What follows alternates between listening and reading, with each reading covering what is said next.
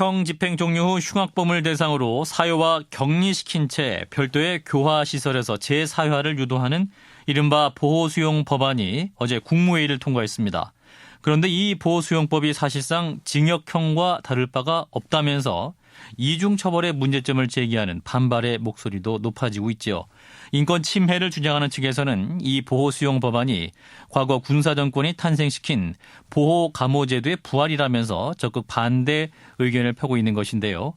보호수용 법안을 추진한 법무부의 입장과 이어서 우려의 목소리를 함께 들어보겠습니다. 먼저 법무부의 입장입니다. 법무부 범죄예방정책국 보호법제과의 이정환 과장입니다. 과장님 안녕하십니까? 네, 안녕하세요. 예, 어제 국무회의를 통과한 보호수용 법안 어떤 내용을 담고 있습니까? 네, 그 연쇄살인범이나 아동성폭력범 같은 그 흉악범죄들 중에서요. 예.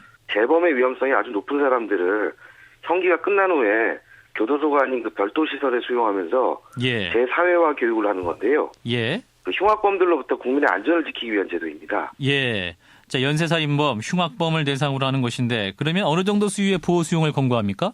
네, 그 살인을 2번 이상 저지른 연쇄살인범이나 성폭력을 그 3번 이상 저지른 상습적인 성폭력범이고요. 예. 또 그 13세가 안 된 아동을 성폭행해서 중환상해를 입게 하거나 사망하게 한 범죄자만을 대상으로 해서요. 예. 법원이 그 7년 한도 내에서 보호수용을 선고하게 됩니다. 예, 그렇군요. 자, 그럼 7년 동안 하게 되면 범죄들은 어떤 생활을 하게 되는 겁니까?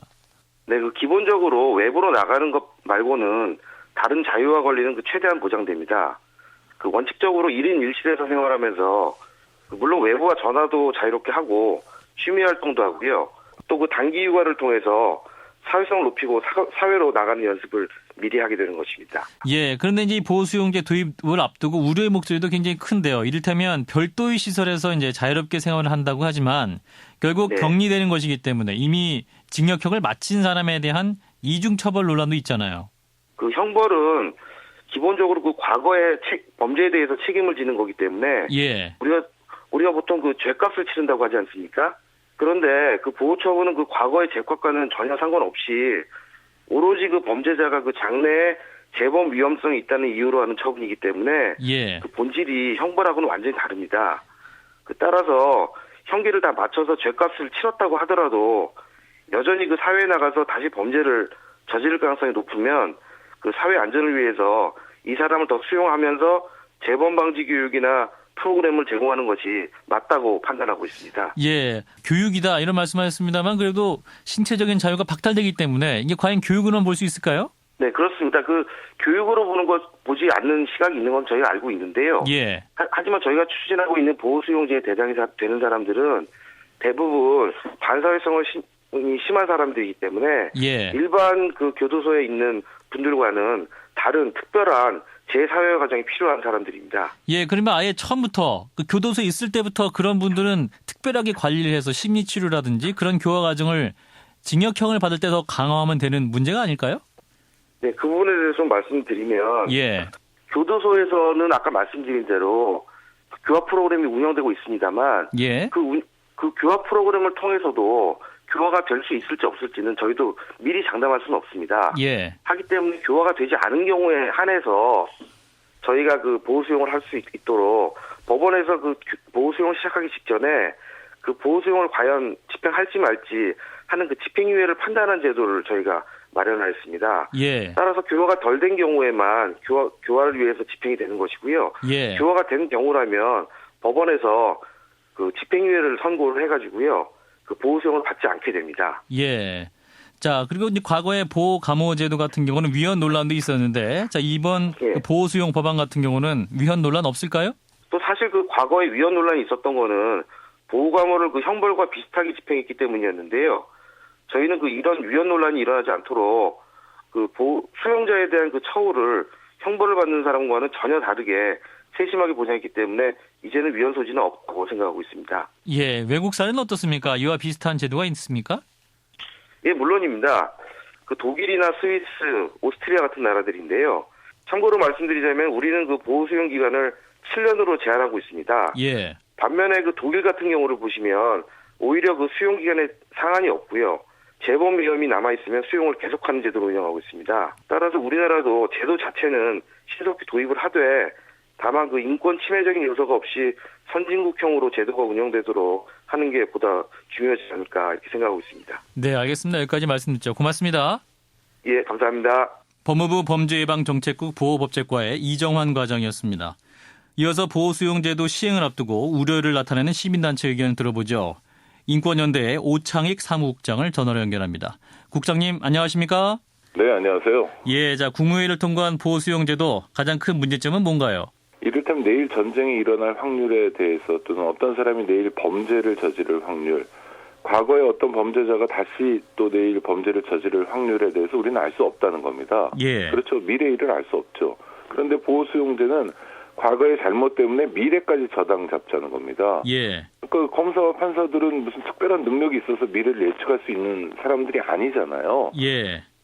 그래서 잘못된 겁니다. 예. 그런데 이제 그 성범죄자들 같은 경우에 출소 후에 네. 전자발찌를 끊고서 범죄를 저지른 경우가 굉장히 또 요즘 많이 빈번하고 있지 않습니까? 빈번하지 않고요. 매우 극단적입니다. 그러니까 법무부는 한쪽에서는 전자발찌가 필요하다고 주장할 때는 예. 전자발찌만 차면 재범의 우려가 떨어진다. 실제로 재범하는 사람이 별로 없다. 이렇게 얘기합니다. 예. 그렇다면 전자발찌가 굉장히 제도로서 잘 운영되고 있다는 걸 강조하는 건데요. 몇 개의 사례를 가지고 극단적으로 과장하면서 얘기하는 겁니다. 아하, 몇 개의 사례를 과장했다. 자, 그리고 네. 이제 이중처벌과 관련해서는 이제 법무부에서 그 신체적 자유만 박탈할 뿐 면회라든가 전화를 할 수 있는 자유도 보장하기 때문에 형벌로 보기 어렵다. 이런 주장을 하고 있습니다만. 지금 교도소도 그렇게 합니다.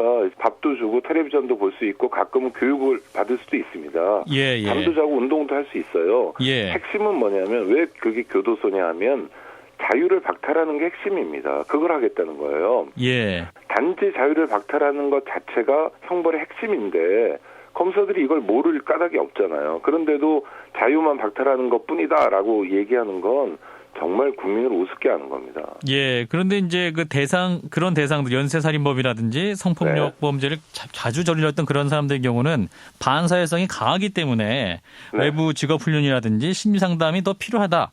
따라서 제4회화 측면을 더 강화할 필요가 있다라는 말인데요. 그 실효성은 그러니까, 어떻게 보세요? 그러니까 교도소에서 지금 얘기하고 있는 사회 적응 훈련, 제4회화 이런 것들을 해야 되는 겁니다. 예. 현재 교정의 의미가 단순히 교도소에 가두는 것이 중요한 게 아니라 가뒀더라도 이 사람들이 언젠가는 다시 사회로 나와야 되기 때문에 잘 적응할 수 있도록 교도소에서 바꿔야 된다. 그래서 이름도 교도소, 교정이라는 이름을 쓰고 있는 게 아닙니까? 예, 예.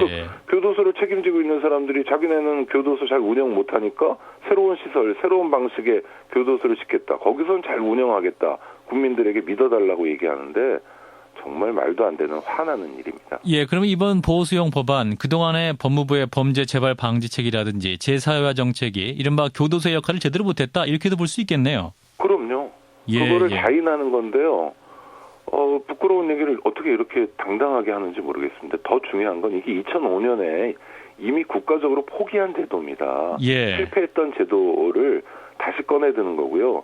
당시 사회보호법이 폐지됐는데 그때 사회보호법 폐지에 앞장선 사람들이 무슨 이주영 의원을 비롯해서 당시 그 새누리당, 그때는 야당이었죠. 한나라당 국회의원들이 굉장히 열심히 노력해서 없앴던 제도인데 예. 이것 없앴던 제도를 왜 꺼내드는지 모르겠습니다. 이거는 검사들, 법무부 직원들의 밥그릇 말고는 저는 다른 어떤 이유도 찾아보기 어려워요.